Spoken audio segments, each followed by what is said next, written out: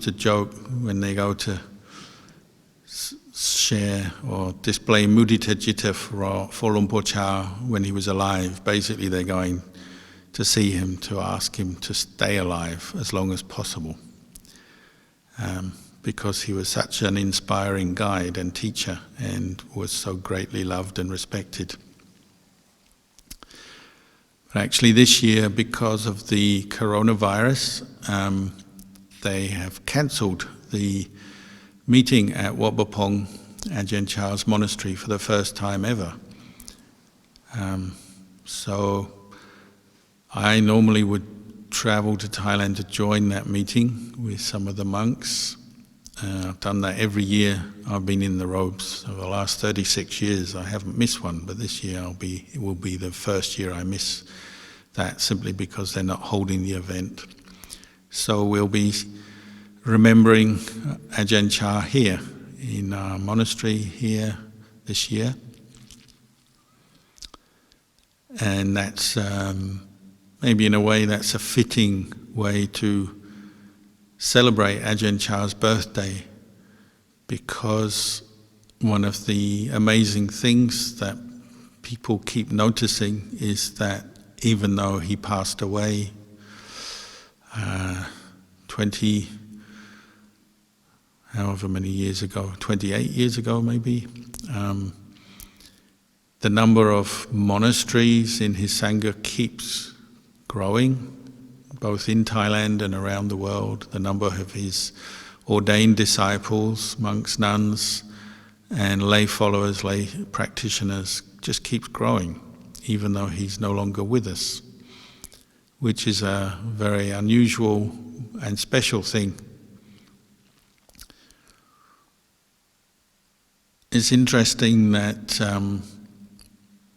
in the history of the world, and particularly from the Buddhist perspective, we as Buddhists in this day and age, 2,600 odd years since the Buddha lived and taught, we still know the names of many of the Buddha's enlightened disciples, his monks, nuns, and even some of the laymen, lay women who lived that long ago.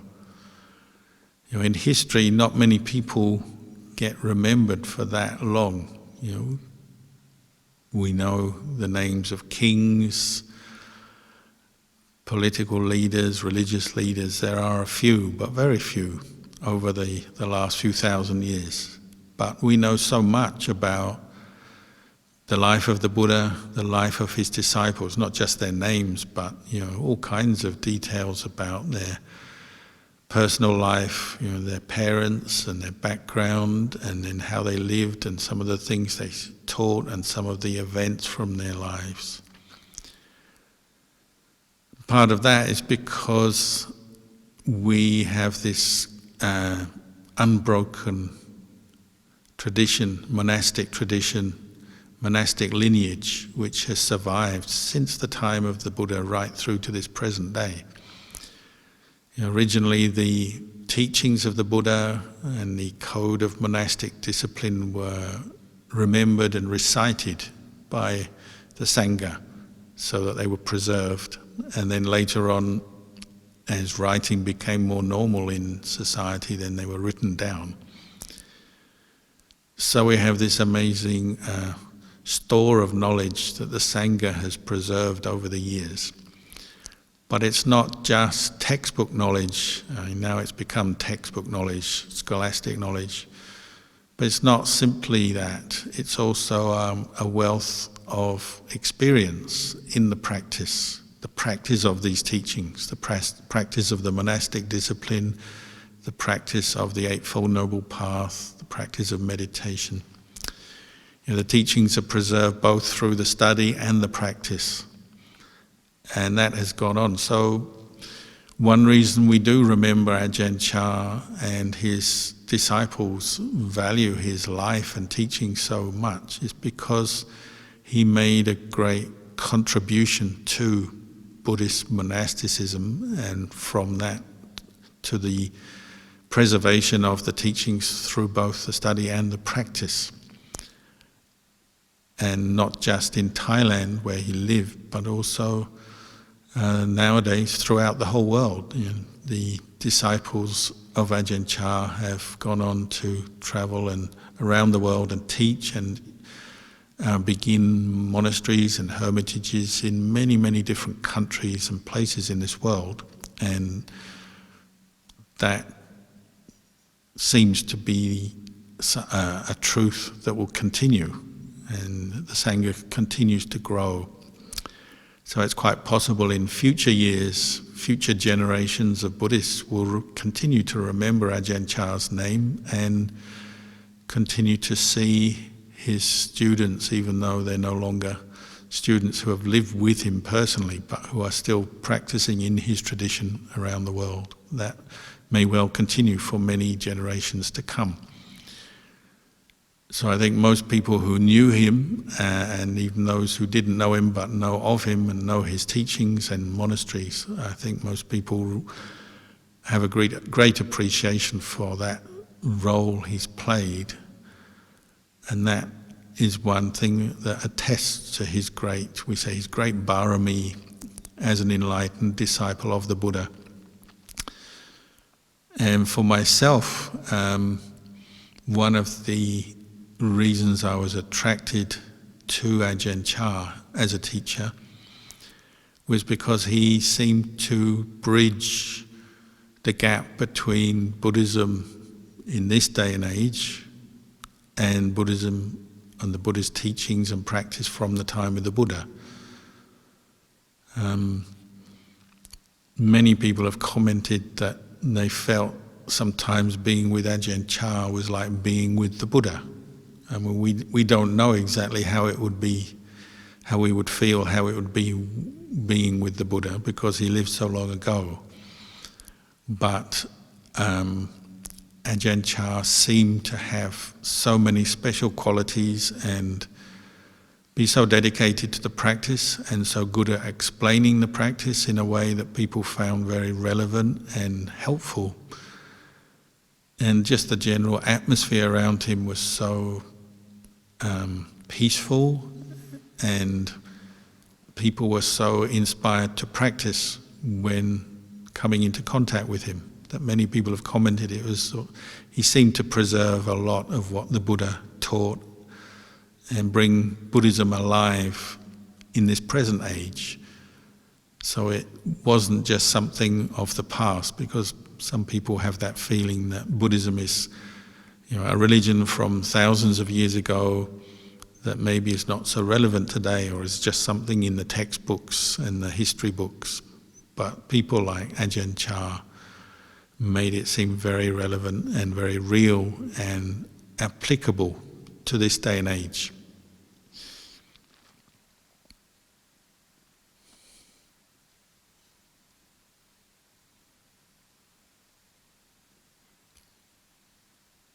One of the ironic things is that Ajahn Chah, as you can perhaps gain from reading his talks or listening to his talks or listening to the talks of his students, he was somebody who practiced to realize Nibbana. All Buddhist monks, when we ordain, we commit to that, to practicing to realize the end of suffering or realize Nibbana. And he's somebody who very much displayed his commitment to that goal and passed it on to others, to his students. And part of the realization of Nibbana is the realization of non-self, anatta, realizing that what we normally identify with as human beings, this body, this mind, our thoughts, our feelings and emotions, our views and opinions, are not actually a self. The self, or the idea of a self, is an illusion. And the cause of our suffering is right there. When we grasp at this body and mind, our thoughts and feelings as a self, then we start to suffer. So he's somebody who we believe realized not self, realized that his own body and mind were not a self, and this is where the experience of liberation comes from. So practicing living in the forest very simply, very quietly for a whole lifetime, he clearly wasn't aiming to become well known or famous. He was aiming to realize the Dhamma, realize the teachings of the Buddha, put them into practice, and develop the liberating insight that the Buddhist teachings are aiming towards. That's what he did, and that's what he practiced. But ironically, he's become very famous and well known. He certainly wasn't aiming for that, but it's happened simply through the quality of his teachings.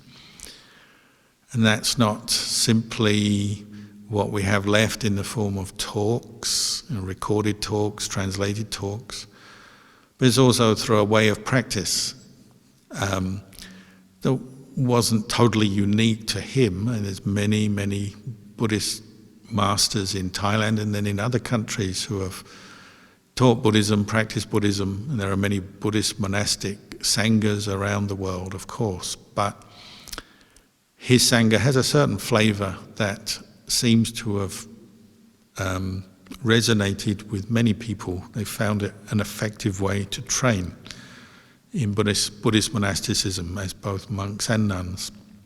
And then laity associated with monasteries have found it very beneficial. So the monastic form, what we call the Vinaya, and the way of practice, the monastic training, which supports the development of meditation, states of calm and insight, is something that is central to what we attribute to Ajahn Chah, his way of teaching, his way of practice. And that was something he really emphasized, the importance of the monastic training as a way of training human beings from the starting point of being ordinary, unenlightened people who have a faith and an interest but are not yet well trained, to get to the point where maybe they actually realize the Dhamma, following in his footsteps. It's a system of training that seems to have worked. Not always easy, it's a very challenging system of training, and it's maybe not for everyone in the world. Obviously the number of monks and nuns in the world is quite small as a percentage, but there are enough people who have practiced this way, particularly in Ajahn Chah's Sangha, that's the Sangha I know of, that seem to confirm that it works. Works from getting us from a point A to a point B, meaning point A, place where we're still suffering, we're still struggling with the challenges of living as a human being in the world and finding peace of mind, getting to a point where we maybe do experience more peace of mind, more wisdom, more compassion, more clarity, and not only that, but also being able to pass that on to others. So it's a system of training that seems to have worked and has been and is currently and probably will in the future being handed from one generation to another. So an amazing gift to the world. A very subtle, a very quiet, kind of low-key gift to the world.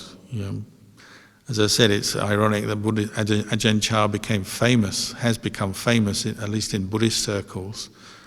But that's not what we practice. We don't practice to become famous celebrities or anything like that. We're practicing for the end of suffering.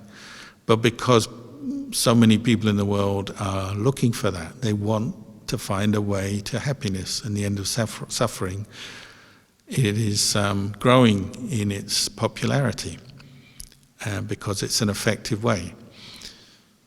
But it's based on this monastic training, as you might say, the heart of the practice. So Ajahn Chah spent all his life in Buddhist monasteries or hermitages.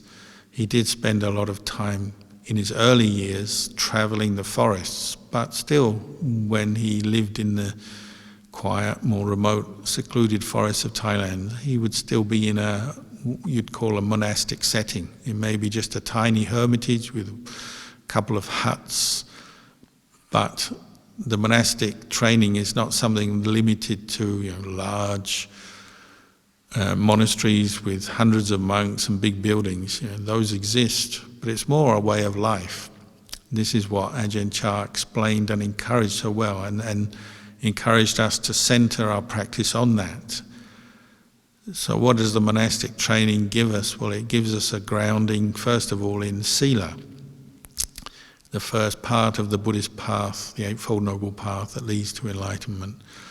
A grounding in sila is just a way of training ourselves to live peacefully with the world, meaning learning to live peacefully with each other, whether we're in a small monastery of 1 or 2 people or a larger monastery, learning to live harmoniously, peacefully as a group of like-minded individuals, although we have our different habits and backgrounds and attachments. Because we have this interest to progress in the Dhamma, the starting point is to take on the training, the monastic training. And it's a very good way for people, men and women, to live in spiritual communities. But it does require this giving up to the monastic training. But Ajahn Chah encouraged that, because he always used to say, you give up to the training, you might feel at first you're losing something, but all you're losing is kilesa, mental defilements, craving and attachment that comes from ignorance. That's what you're giving up or losing when you give up to the training in the monastic discipline. But because the way of the world, society in general, is not geared towards realization and Nibbana, we're not so good at this giving up when we begin. So just taking on the monastic form, the sila, in the beginning can be quite challenging. We use the word discipline. Discipline often brings up thoughts of fear, trepidation in people's minds, because we often lead a not very disciplined life.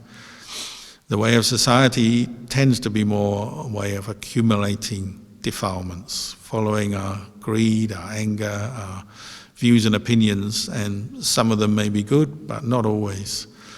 Whereas the way of the monastic training is streamlined and geared towards letting go of the obstacles to Nibbana. So it requires commitment, a certain amount of renunciation, commitment, discipline, effort. But that's how Ajahn Chah taught. He taught us to give up to the discipline and use that as a way of training ourselves, to change ourselves as human beings from this unenlightened state to the more enlightened, wise, compassionate, peaceful state. And this is a part of Ajahn Chah's training or teaching that is often not so clear from his books or his recorded talks. Although he would talk about the monastic discipline and training, it's also something you can only really learn through experience, tasting the experience of living in a monastic community, following this training, and then finding out for yourself. That's the only real way you can really understand it, how it works. Because you have to live it. You have to live this life, not just hear about it and read about it. It's not just a philosophy or a meditation technique or so on. It's a way of life that incorporates the right kind of values and encourages us to develop the right kind of qualities that do lead to progress in, particularly in meditation and training the mind towards insight and liberation. But it's something you have to live and practice to understand and get the benefit from. So Ajahn Chah would often do that. He's famous for accepting people from all over Thailand and then later on all over the world. People would come and he'd say, well, have a go, try it. And he would chuckle because he knew the monastic training is not easy and it does bring up difficulties for people, obstacles and suffering for people. So he would chuckle just because he had been through it himself, and that was the important thing.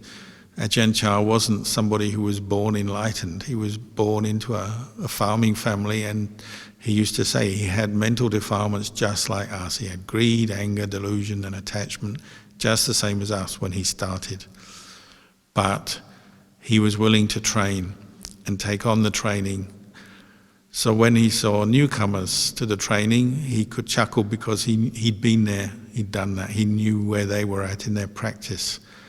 And that chuckle was a chuckle of compassion, understanding and encouragement, but also that sort of sense of humour of somebody who's been through the suffering and knows what's involved with it and can laugh at it because they've transcended it. So he did use a sense of humour, but he also had this strong sense of commitment to and no doubt at all that this way of training, the monastic training, does lead on to good things. So that's why he encouraged people to do it and put their effort into it. So he was somebody who had done the practice himself. He'd developed the discipline, the sila, the monastic form. He had learned to use it, and from that he used it as a springboard for developing mindfulness and wisdom in daily life, to train his mind in the deeper levels of samadhi, meditative states of calm, and then insight. These sort of things we learn maybe on a retreat. We do a 10-day retreat, we learn about samadhi, we learn about insight. But as everybody knows, you leave that retreat, you go home or you go back to wherever you are, and it's quite hard to maintain states of calm. It's hard to maintain insight. It's hard not to forget the practice. So this is why Ajahn Chah founded his teachings on the monastic code of discipline and the monastic training, because that is what helps to encourage us on a daily basis to keep up the practice, to keep developing the skillful inputs, the right effort that leads on to good results. And that applies even for lay people. Say, as lay people, we have our jobs, our families, other commitments, but there's much that you can learn from the monastic training, and he encouraged that. People would come to the monastery to do retreats, whether it's just for a day retreat or a night or a period of time, so that they could learn some of the good things, the good practices that go on in a monastery, and take some of that understanding back into the lay life. So this last period, a few months, where we've been doing these Facebook live streams, you've been having a taste every day of the monastic life. Something that Luang Por Chah encouraged and said was essential for training us as human beings is regular practice. So regular meetings. In a monastery you have meetings, sometimes morning meetings, sometimes evening meetings, sometimes both, where you come together and you meditate and you chant and you hear teachings. That's a very good way to train. And even at home, you're learning to meet, as in come together as a family or maybe just as an individual, but once a day or twice a day to chant, meditate, listen to Dhamma. This regular kind of practice is something you learn from a monastery. That regular setting aside other business, other things for the Dhamma.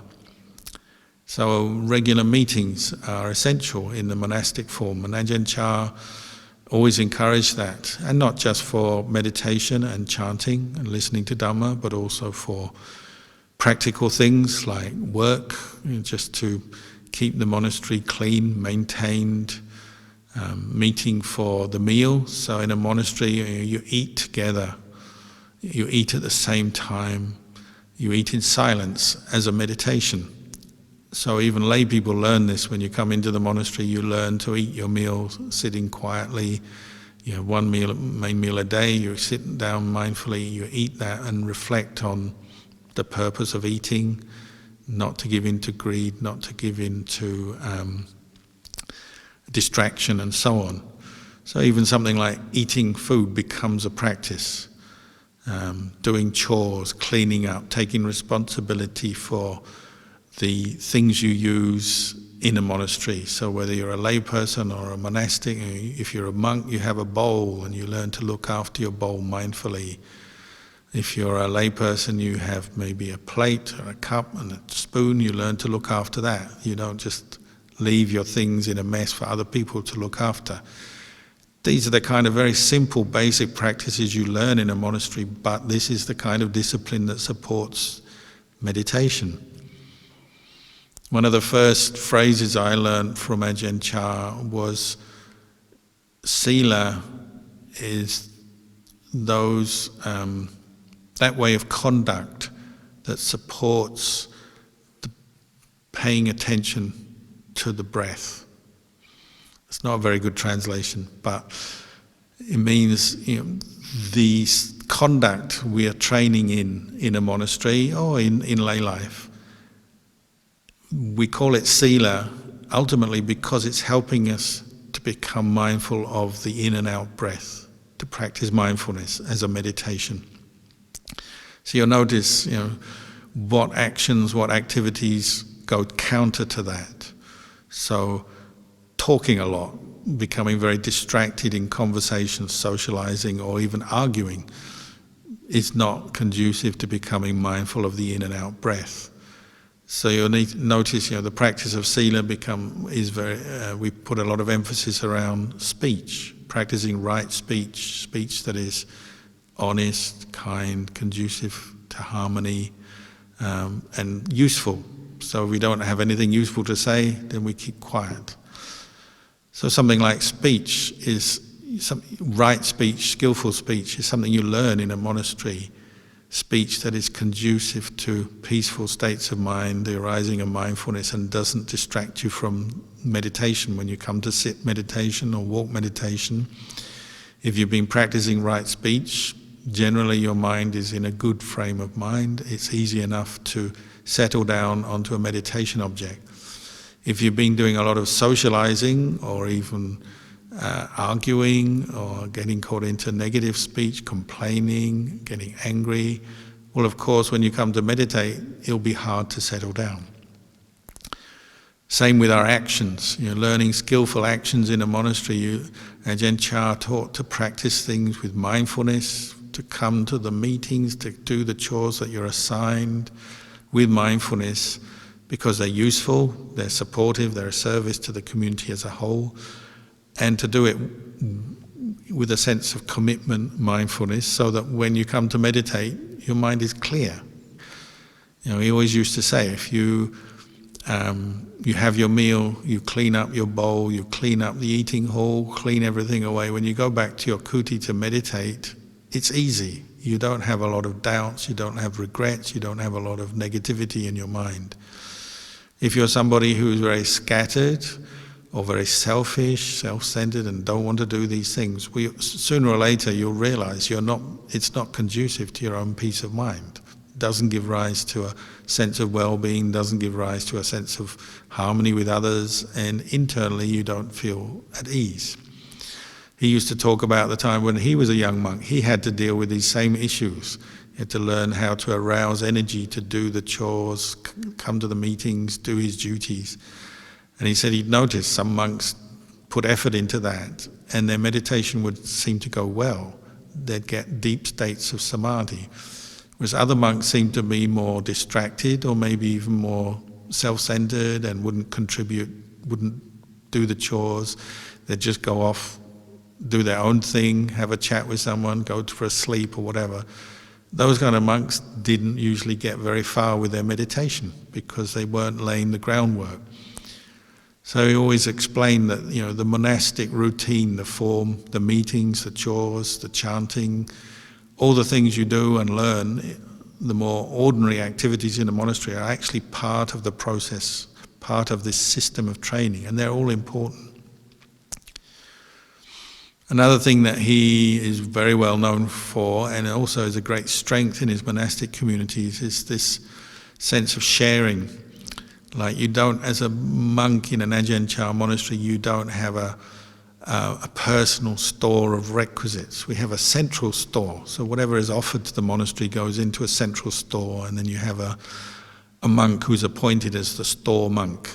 And if a monk has a genuine need for, a bar of soap or a candle or a torch battery or something, he goes to the store and asks, and if it's available, well, he can be given it. But you don't keep personal stores of things. You don't have people offering you personal requisites. They all go to a central store. And similarly with the funds for a monastery, as a monk, you don't use money, and you don't have a personal fund stored away somewhere. You have the monastic funds, which are used for building and running the monastery. This is quite hard for human beings to learn to live in this way, giving up your rights over property, money. At first, it goes totally against your background in the lay life, where money is freedom, property is freedom to do what you want, go where you want, etc. But when you see the value of it for training the mind in higher states of samadhi and letting go of attachment, you start to get the point why Ajahn Chah emphasized this. And again, he was somebody who practiced it himself, so all his older disciples are fully aware of how much difficulty he personally went through in his practice, not using money, not having many requisites, and not asking for requisites. One of the things that was, you might say, the flavor of living in his monastery was that you never asked for something unless you really needed it. And if you did ask, you always felt a little bit like you were letting yourself down. You tried to become very self-reliant and just get by on what's available. So like when I was an anagarika, a novice, a young monk in Ajahn Chah's monastery, either at Wat Nana Chat or at Wat Bapong, I was trained not to ask and to actually feel a little bit like embarrassed to ask for things. There was at Wat Bapong there used to be like every couple of weeks they would open up the store and give you just a basic set of requisites, like a bar of soap, some matches, some candles. And you tried not to ask more than that. So I remember like the first few years in the monastery, some laymen, before they become a monk, they have funds, so they buy a whole lot of things that will be useful for them. That's probably quite wise, but I hadn't done that. I thought I should give all my money away, so I just gave it all away before I became an anagarika. So I came to be an anagarika, a white robe postulant, with nothing. So I didn't even have a cup or a spoon. So I had to make a spoon out of wood, and I wasn't very good at carving, so I had a really bad quality wooden spoon.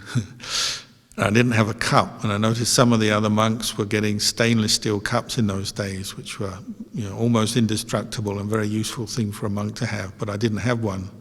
So I had this really poor quality second, third or fourth hand plastic cup from the kitchen which had been thrown out. I collected it up and used it. It was really dirty, grimy, but I used it.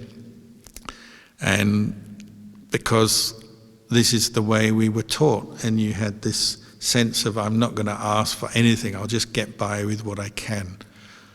And one of my friends even, he had the similar sort of practice, and he had one of these horrible old broken down plastic cups, and it broke, his handle fell off and the whole thing collapsed. So he made his cup out of a piece of bamboo. If you cut a bamboo into segments, you can make a cup out of it. So he'd have a bamboo cup. Not because he wanted to be ascetic, but just because that's all he could get without asking. And it was the same with everything you used in the monastery. You didn't ask for cloth, so we were always having to patch our robes and using very old kind of cloth. Like my first monk's robe, I sewed it from what we called village cloth, which is the kind of cloth that the villagers used for their bathing cloth, very coarse, cheap kind of woven material. So I made a robe out of that, which was not very appropriate for Thailand because it was very thick and hot, but it was the cheapest cloth, the only cloth available at that time. We didn't have fine cotton in those days. So I sewed a robe out of that and wore it with pride, and it looked awful and it felt awful, but it was all I had. And that's how you trained, not as an end in itself, but you trained in letting go of your desire for fine cloth or a good cup. Or the first bowl I was given, again, I didn't buy a bowl, I was just given a bowl from the store, and this is the way the Buddhist monastic training goes. You get the last bowl that nobody else wants. So I got a very old iron bowl with 3 holes in it. So we had to get epoxy and fill the holes with epoxy. And sometimes when you got hot food in your bowl, the epoxy started to melt a little bit and you get drips of curry juice coming out of the bowl. And when you wear white, because I got my bowl when I was an anagarika, then you get stains of food on your white clothes. And we didn't have bleach to clean them, you just clean them in the cheapest soap that was available. So it's quite a lot of trouble in those days. But there was a purpose for it. We were practicing not asking for anything. And Ajahn Chah used to say, don't even ask your family. Like, as a Buddhist monk, you are allowed to ask your family for requisites. It's not against the rules. But he said, just pretend your family don't exist. Don't ask them. Practice just getting by with what's available to train yourself, because that's how he had trained himself. So Ajahn Chah's monastery was known for this. It was known as a place where there was very few requisites, not much available. The food was not very good quality, very simple. There was no cloth available to speak of, no requisites. Even torch batteries was hard to get, even matches were hard to get.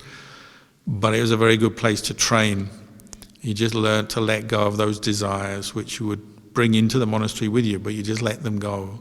You burnt them off, as it were, through the practice of patience, renunciation, but you got something back. As Ajahn Chah always said, you let go of these desires, when you come to meditate, your mind goes peaceful quicker, and it goes more deep, because you're simply not expecting anything much at all from the world. You're training yourself to give the world up. Same with healthcare. We didn't have vitamins and all kinds of medicines and supplements in those days. We didn't have much access to a doctor or medical care. I mean, occasionally monks got sick and did go to the hospital, but it wasn't necessarily the first option. So again, you used to get used to living very simply, not expecting a lot in terms of healthcare, Medicare. But it made your mind peaceful because expectations were lowered. You see, nowadays, one of our problems in modern society is there's so much available that we have a lot of expectations. We expect good health care. We expect to have all the comforts and the things we like, the necessities, the kind of food we like, the right diet, and so on. In those days, Ajahn Chah's monastery, people would laugh at you if you had all kinds of health expectations or dietary expectations or wanted certain requisites. They'd just laugh. And you were considered kind of a beginner if you expressed these kind of desires. The kind of culture or the atmosphere in the monastery was always, you don't complain, you don't ask, you just get on with your practice. And there was a reason for that. It wasn't like they were trying to make it hard for everyone. It was just that's what was conducive to peace of mind, and you got on with your practice and just practice mindfulness. I remember the very first time when I was still a layman, I hadn't ordained yet, I was in the monastery at Wat Pong. We had some work to do, and most days there wasn't an evening drink. You have your one meal of the day, and in the evening all you've got is water. But that evening, because we've been doing work, there was a bell for an evening drink. And I asked one of the monks, I said, what's that bell? He said, oh, there's a special evening drink tonight, a sweet drink, because we've been working. So I smiled. I said, oh, that's good. I'll go and find a cup. And the monk just said, don't get so excited. Because that display of excitement and desire was frowned upon, in the sense you're displaying your desires. You may have desires, but you weren't to display them, because that's like giving in to your desire, or getting all excited over some nice drink or some treat, or when things didn't go your way, complaining was similarly looked on as something that you didn't do. And the more senior monks, you just never saw them complain, you never saw them display desire. they would laugh like a big brother would laugh at a little brother who didn't yet know how to practice. They would laugh at you if you did display your desire. So that was the kind of environment. Same on the, tonight is what we call One Prat. It's the monk day, monk night, where we come together and lay people come into the monastery, traditionally hear a talk and meditate. And we would stay up all night. In those days, Ajahn Chah's meditation hall was a very simple, basic building with very small little windows with bars on them. There was no mosquito screens. There was just a couple of fans on the ceiling fans, which were very old and not working very well. And they just go around and around, moving the hot air from left to right, but not really changing the atmosphere in the meditation hall very much. And on the all-night meditation sessions, you go and sit there. You just had a little piece of cloth as your to sit on. No cushions, no zafus, nothing like today. You learn to sit and to try and get comfortable on a concrete floor for the whole night. But the culture was, the sort of monastic culture was, you don't sneak away to go and sleep or rest. If you do that, like you're letting yourself down, you're letting everyone else down. You just learn to give up to the training. So you sat there and listened to a talk and meditated through the night. And some people will go and they say, oh, I can see a lot of monks nodding with sleepiness. But then the monks would say, but that's the point. You're working with your sleepiness. If you were perfectly mindful and had already attained deep states of samadhi, well, of course, you could sit bolt upright. And there are always one or two monks who could do that. But the majority of monks wouldn't be able to do that yet. But they were practicing for developing mindfulness, developing samadhi. So nobody frowned on someone if they were sitting there nodding, then it's like, oh, they're trying. And sometimes those monks who would be nodding would get through their sleepiness and then sit straight later on in the night. And you would see that. Every week you would see monks working with their own attachments, their desire for comfort, to sleep, distraction, do this, do that. They would be setting all that aside, putting effort into developing mindfulness in their meditation, not just for 20 minutes, half an hour, but through the whole night. If they were really tired, maybe they go and do walking meditation. The whole atmosphere in the monastery was dedicated towards wakefulness. Another one of Ajahn Chah's sort of pet phrases here. We're here to wake up, to awaken the mind. So we would practice sitting and walking. Ajahn Chah used to say, if you're sleepy, go out and walk meditation and don't turn a light on in the forest. Then the fear of snakes will keep you awake. Because you're walking barefoot back and forth between trees, there could well be a snake there. But if you're keen to be awake, then you just use that as an excuse. If you're scared you'll step on a snake, then you won't dare to become sleepy. Or maybe you're walking between two trees. If you're sleepy, you'll bump into a tree. So that will keep you awake. He said, if you're really struggling, then walk backwards. So everything was done to promote and develop wakefulness. When you meditate, your aim is to wake up, be awake, whether you're sitting or walking, whether you're doing chores or work. If you're doing chores and work, to be awake to the task in hand, to pay attention, use it as a basis for mindfulness. When you're chanting, to put your effort into the chanting, be mindful of the chanting. These are the kind of things he encouraged, very basic, very ordinary practices, but when practiced repeatedly, they work. They work for developing states of mindfulness. Then when you put effort into your meditation, you can get deeper states, and some monks would attain deeper states of samadhi. The very thing that everyone seeks, but often we misunderstand. We think if we get rid of all this work and chanting and living with other people and routine and monastic rules, then get rid of all that, and then I'll be able to really get down to the meditation.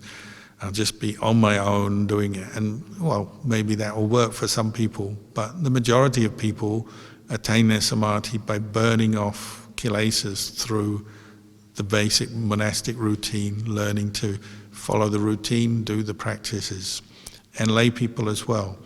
And some of the lay people would develop deep states of samadhi as well, following the Sangha, following the same discipline, the same way of practice. Why do we develop states of samadhi, develop mindfulness, states of calm, serenity? Because this stability of mind, this stillness of mind exposes craving and attachment, exposes delusions, exposes ignorance.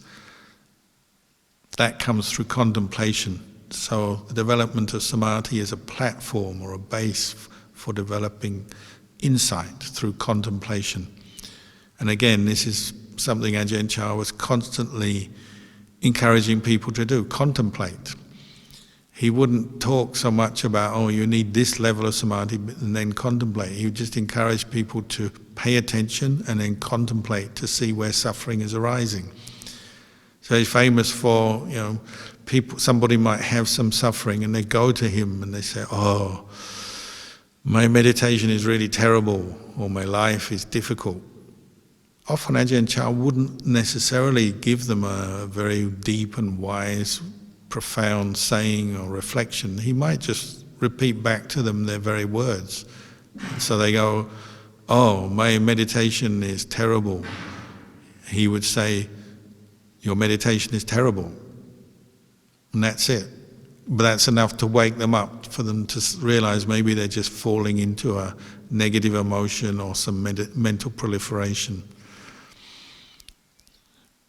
Other times he would just help people to get a better perspective on their state of mind. So, like the man who lost his Mercedes-Benz, getting very upset because a Mercedes-Benz was a very special thing to have in those days in Thailand. And this man was a very proud, happy owner of his Mercedes-Benz. So he went to Ajahn Chah to complain. I think it had been stolen. Oh, my Mercedes-Benz has been stolen. My life is so bad. I have so much suffering. Then Ajahn Chah, not saying very much at all, waiting and listening to his story. And then another man came in and said, oh, yesterday my wife went out into the forest and picked mushrooms, came home, cooked mushroom curry, and my wife and 3 kids ate it. And unfortunately the mushrooms were poison ones. She made a mistake and they all died. So Ajahn Chah, hearing that story, then asked the first man with the Mercedes-Benz that had been lost, it's like, do you want this man suffering instead? He said, no, I'll take the losing my Mercedes-Benz. I don't mind that so much now. Often Ajahn Chah would teach like this. He'd just use very ordinary situations, what people were saying, things going on in their life or in the monastery, and just use them to reflect back to people, to get them to wake up a bit more to see where they're creating suffering out of their experience. And this was happening all the time, just very ordinary things. He'd walk along in the monastery, he'd say, oh, look at these chickens, forest chickens, they're suffering, they're constantly afraid that something's going to attack them, the snakes will attack them, the civet cats will get them. So he'd be telling the forest chickens, go and jump up on a branch high up so you're safe tonight. Then when you hear that, then maybe you're having some problem, you're just a little bit unhappy about your meditation or a person, another person, you're grumpy with another monk or something, but then you realize, oh, these chickens are actually maybe going to die tonight because something will eat them. So then it puts your own suffering in perspective when you hear that. A lot of Ajahn Chah's teaching is in this very simple, natural way, getting people just to reflect on the unsatisfactory nature of existence and how we don't need to make a bad situation worse by getting caught up into a lot of negative thoughts about things, but just to see things the way they are. You have a human body, human body gives you aches and pains, that's just normal. Sometimes you get ill, that's normal. Sometimes you don't get what you want, that's normal. He'd always encourage monks, nuns and lay people to reflect on their situation, to contemplate. He said, get to the point where you can see your own khandhas, what you take to be your own khandhas, this body, this mind, your feeling, perceptions, emotions and thoughts, don't really belong to you. They're a product of karma. You've received this product of karma, but if you can have enough mindfulness and detached awareness, you can contemplate. You don't really own this body and this mind. If you have that kind of insight, then you no longer get involved with your khandhas. You no longer grasp at them and take them as a self. You just let them be. So he's often telling people, just let things be. You have some stress, some worries, or some anger, just let it be. When you do that, then you take the sting out of it. You take the energy out of that particular suffering in your mind, the worry, the desire that's being frustrated, the anger, the whatever. If you have enough mindfulness to do this, establish mindfulness and then reflect, develop some wisdom, you let things be, then very quickly suffering disappears. And this was the flavour of his teaching. Again, living in his monastery, if you were displaying suffering, then someone else would say, well, aren't you reflecting on this? Where's your wisdom? Where's your wisdom gone? As though wisdom is like a tool that you have available, but then you forget to use it. So another monk might say, oh, where's your wisdom? Why aren't you reflecting on this? Or Ajahn Chah would say this. Reflect on things, because we have the tools within us. This is what we gain from the practice. Listening to the Dhamma, practicing mindfulness, keeping the sila, it gives you the very tools to solve your suffering, and you're in a good environment to do it as well. But you still have to do the job of the practice. Often in our practice we're attributing our suffering to external causes. Oh, it's my health, it's my problem with this person or that person, or it's the weather, oh, it's worries about the future, what's going to happen, and so on. This is where you practice. Whatever is coming up in your mind, good or bad, you take that as the basis for your contemplation and you apply wisdom to it. Mindfulness and wisdom is what will solve that suffering. Even when things go well, it can still become a kind of a source for suffering later, can't it? If you attach to things going well. Like one friend of mine, he had a really good meditation one day and he came out of his kuti and he was smiling because he developed a really deep state of bliss. His body and mind were very light. He was very happy with himself. And he went past Ajahn Chah. Ajahn Chah just said, think about it, how long will that last? Maybe it almost seems like a bit cruel just bringing him down to earth, but he realised it's true. States of samadhi don't last, do they? You develop peace, serenity in your meditation, which is good, and it's a very useful cause for developing insight. But at the same time, you also have the insight that it doesn't last. Nothing lasts. States of mind don't last. Peace doesn't last. Disturbance doesn't last. Pleasure doesn't last. Pain doesn't last. This is insight in daily life, isn't it? Observing with mindfulness the changing nature of conditions of this body and this mind. And Ajahn Chah used to say, if you don't take ownership, you won't suffer. So in the end, he would encourage people to, almost like, compete with themselves, train themselves and find the victory within their own mind. Compete with your own delusion, your own attachments. You don't try and pin your suffering on other people. Really, it's your own wrong thinking, your own attachments coming up that you haven't seen. So it always encouraged people just to come back and look at their own mind. Where are you attaching? Where are you suffering? If you do that, eventually you learn your lessons. Suffering brings you wisdom. When you use it as a lesson to be learned from, it brings you wisdom and you win. You win over your own mind. You become self-reliant. And that was one of the first things I was inspired by when I went to Ajahn Chah's monastery, is just to see how self-reliant the more experienced practitioners were, whether it's monks, nuns, or laymen, laywomen. Those who have been practicing for many years, they had this sort of self-reliance. They weren't looking for the world to bring them their happiness. They weren't looking for other people to bring their happiness. They had right view, right understanding, and they knew happiness and suffering is something ultimately you have to be responsible for. You can't blame other people And you can't expect other people to bring it to you. You have to do it yourself through the practice. So this week we're remembering Ajahn Chah. It's his birthday. There are nowadays a wealth of teachings online, books, audio.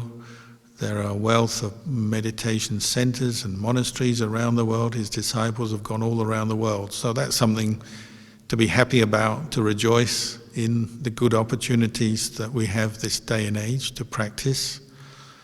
And say out of gratitude to him, how do we show our gratitude to a teacher? Well, it's through the practice. I think that's what he would encourage. Go off and practice, do more practice. And this is the way you can give something back to the teacher. So for tonight, I'll leave you with these reflections, and we'll meet again next time.